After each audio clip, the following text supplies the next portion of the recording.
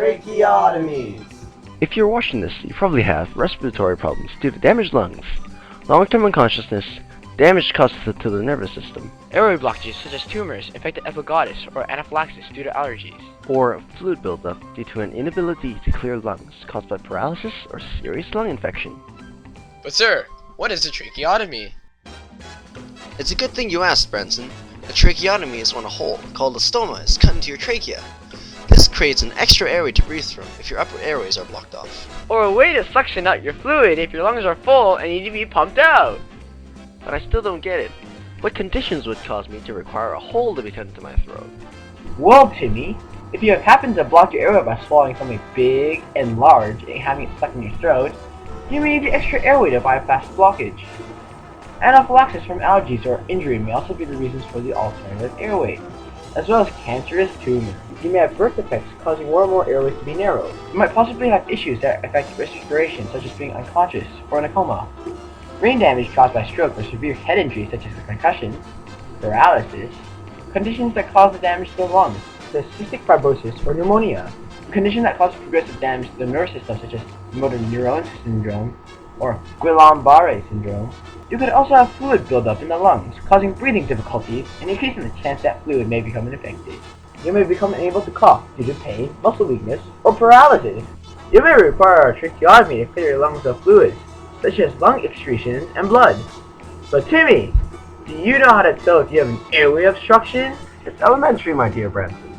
You will notice that your voice will change. You will feel pain in the neck area.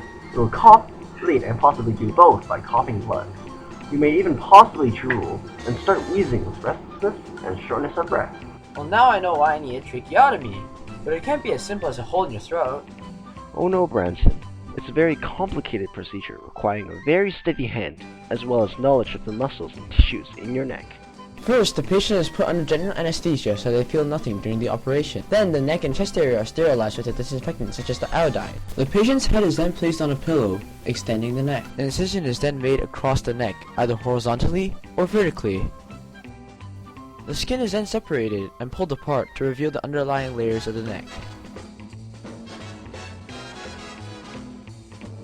Incisions are made on the various muscles and glands in the neck, and they are separated and pulled apart to reveal the trachea underneath.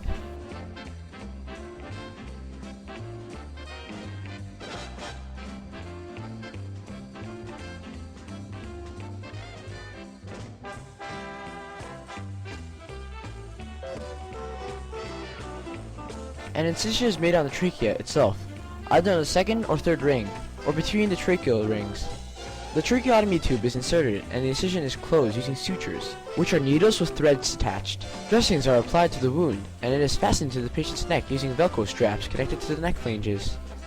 But that sounds painful. Wouldn't a tube down your throat be really uncomfortable? Well, Timmy, it was incredibly uncomfortable to have tracheotomy in the past, but modern advances in science have made it much more practical. Tracheotomy tubes used to be made of stainless steel, thus making it incredibly uncomfortable, especially since it was usually the wrong shape for fitting in the trachea.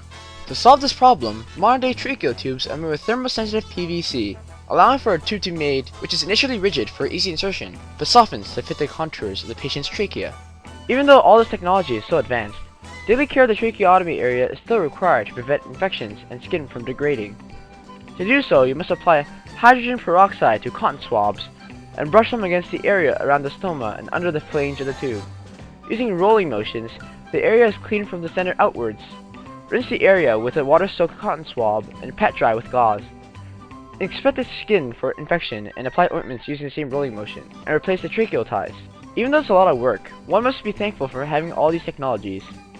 Of course, without the process of tracheotomy and the medical advancement of the tube itself, many people would suffer a very poor fate and not be able to do many of the things we can do today.